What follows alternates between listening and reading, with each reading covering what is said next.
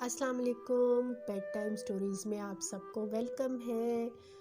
آج پھر ہم آئے ہیں ایک بہت ہی اچھی اور بہت ہی مزیدار سٹوری کے ساتھ، جس کا نام ہے چٹو اور کٹکو، اور یہ لکھی ہے سٹوری سمیرہ انور نے۔ ایک خوبصورت اور ہری بھری وادی کے ساتھ گاجروں کا ایک کھیت تھا۔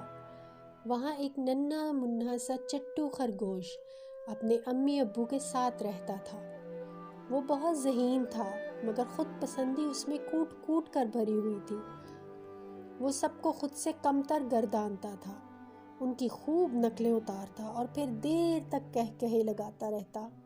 اس کی امی اسے ہر وقت سمجھاتی کہ بیٹا، کسی پر ہنسنا بری بات ہے، سب کی شکل و صورت اللہ نے بنائی ہے، کسی کا مذاق اڑانا اللہ تعالیٰ کو سخت ناپسند ہے، مگر مجال ہے جو اس پر کسی بات کا اثر ہو۔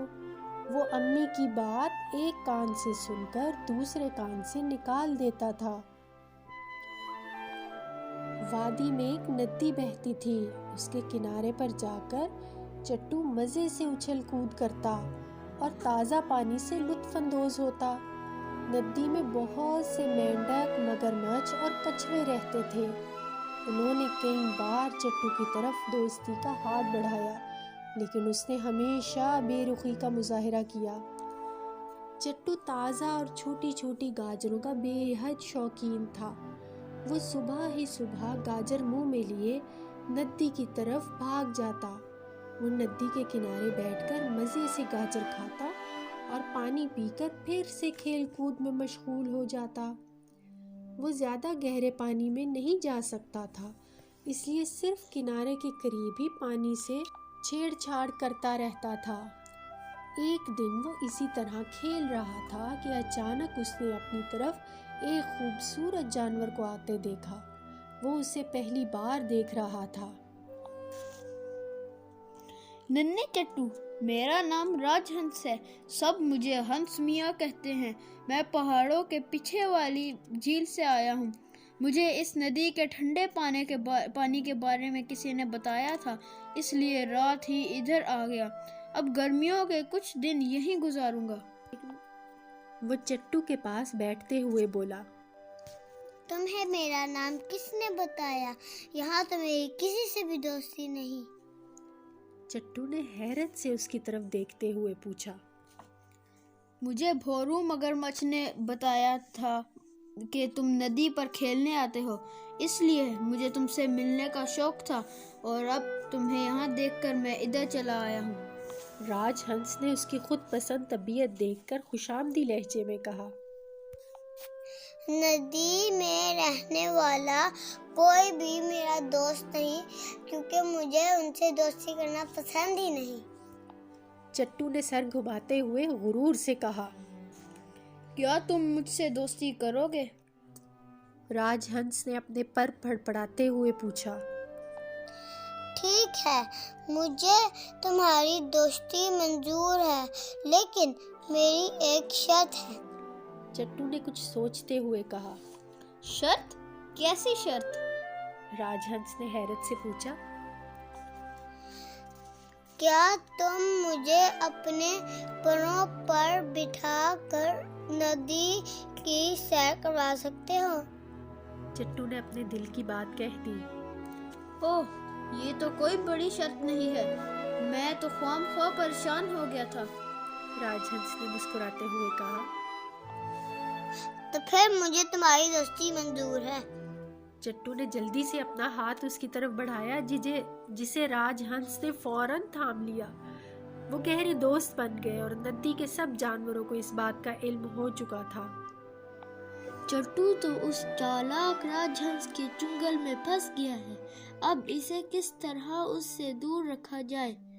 کٹکو کچھوے نے پریشانی سے سر کھجاتے ہوئے کہا۔ وہ تم سے بات کرنا پسند نہیں کرتا، اور تم ہو کہ اس کی فکر میں پاگل ہوئے جا رہے ہو۔ بھورو مگرمچھ نے غصے سے اپنے دوست کی طرف دیکھا۔ تمہاری بات ٹھیک ہے، مگر چٹو بہت اچھا بچہ ہے اور ہمارا پڑوسی بھی ہے، ہمیں اس کا خیال رکھنا چاہیے۔ کٹکو نے ندی کے کنارے پر راج ہنس سے باتیں کرتے ہوئے چٹو کو دیکھتے ہوئے کہا۔ تمہیں معلوم تو ہے کہ راج ہنس پہلے بھی ہمارے کئی دوستوں کو بہکا کر یہاں سے اپنی جھیل کی طرف لے گیا ہے. ان میں سے تو کچھ زیادہ ٹھنڈ کی وجہ سے مر گئے اور کچھ راستہ بھول گئے اور پھر کبھی واپس نہ آ سکے. اس نے بھورو کو پھر سے یاد کروایا. مجھے سب یاد ہے دوست، وہ سب اپنی بے وقوفی کے ہاتھوں مارے گئے. اس میں ہمارا کیا قصور ہے؟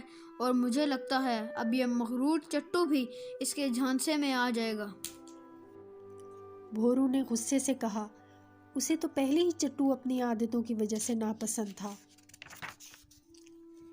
چٹو بہت خوش تھا کیونکہ راج ہنس نے اسے اپنے اوپر بٹھا کر ندی کے کچھ حصے کی سیر بھی کرائی تھی. بھورو اور کٹکو اس کی طرف حیرت سے دیکھ رہے تھے. ان کی حیرت زدہ شکلیں دیکھ کر چٹو نے انہیں ایک نئے لقب عجوبے سے نواز دیا تھا. پھر شام کے وقت جب کٹکو اسے سمجھانے آیا تو چٹو نے اس کی بات سننے سے انکار کر دیا. چٹو، تم بے شک مجھے اپنا دوست نہ مانو، لیکن میں پھر بھی تمہیں سمجھانے آیا ہوں کہ راج ہنس پہلے بھی ندی کے جانوروں کو گھمانے کے بہانے سے کسی اور جھیل میں چھوڑ آیا ہے.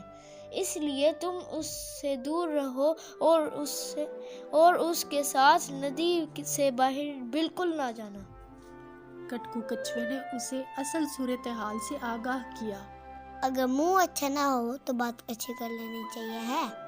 میاں تم میری فکر مت کرو، تم تو ہمیشہ کنواں کے مینڈک ہی رہو گے. چٹو غصے سے بولا. میرا کام تمہیں سمجھانا تھا، آگے تمہاری مرضی. اب میں چلتا ہوں. کٹکو یہ کہہ کر واپس چلا گیا. بڑا آیا فلسفی. چٹو دوبارہ گیلی ریت پر بیٹھ کر راج ہنس کا انتظار کرنے لگا. کچھ ہی دیر بعد راج ہنس چلا آیا. وہ بہت خوش دکھائی دے رہا تھا. اس نے چٹو کی طرف دیکھا اور بولا. چٹو دوست، میں تمہارا کام آسان کر آیا ہوں. وہ کیسے راج میاں؟ چٹو نے پرجوش انداز میں پوچھا. پہاڑوں کی دوسری طرف جو جھیل ہے اس طرف جانے والا خوش راستہ میں ابھی معلوم کر کے آیا ہوں. اب تم وہاں آسانی سے جا سکتے ہو اور اس کی سیر کر سکتے ہو. وہ جھیل بہت ہی خوبصورت ہے. راج ہنس نے بتایا. مگر میں وہاں اکیلا کیسے جا سکتا ہوں؟ کیا تم میرے ساتھ نہیں جاؤ گے؟ چٹو نے حیرت سے اس کی طرف دیکھا. میں تمہارے ساتھ جاؤں گا تو صحیح، لیکن پانی میں تیر کر. تم خشکی والے راستے سے جانا. راج ہنس نے کہا. اگلے دن دونوں مقررہ وقت پر ایک ساتھ چل دیے. راج ہنس ندی میں تیرتا جا رہا تھا جبکہ چٹو ندی کے ساتھ بنے خشک راستے پر بھاگا جا رہا تھا. وہ بہت خوش تھا. چٹو خیالی پلاؤ پکا رہا تھا کہ اچانک ہی اس نے کسی کے غرانے کی آواز سنی. سامنے کا منظر دیکھ کر اس کے ہوش اڑ گئے کیونکہ کچھ ہی فاصلے پر ایک جنگلی بھیڑیا کھڑا اسے کھا جانے والی نظروں سے گھور رہا تھا. چٹو گھبرا کر جلدی سے پیچھے ہٹا اور راج ہنس کی طرف مدد کے لیے پلٹا، مگر اس کا تو کہیں بھی نام و نشان نہ تھا. اب تو چٹو کو اپنی موت سامنے دکھائی دینے لگی. وہ رونے لگا، چلانے لگا، لیکن کوئی بھی اس کی مدد کے لیے وہاں موجود نہ تھا. بھیڑیا اس کے قریب پہنچنے ہی والا تھا کہ اچانک بڑی تعداد میں مگرمچھ اور دریائی گھوڑے وہاں آ پہنچے.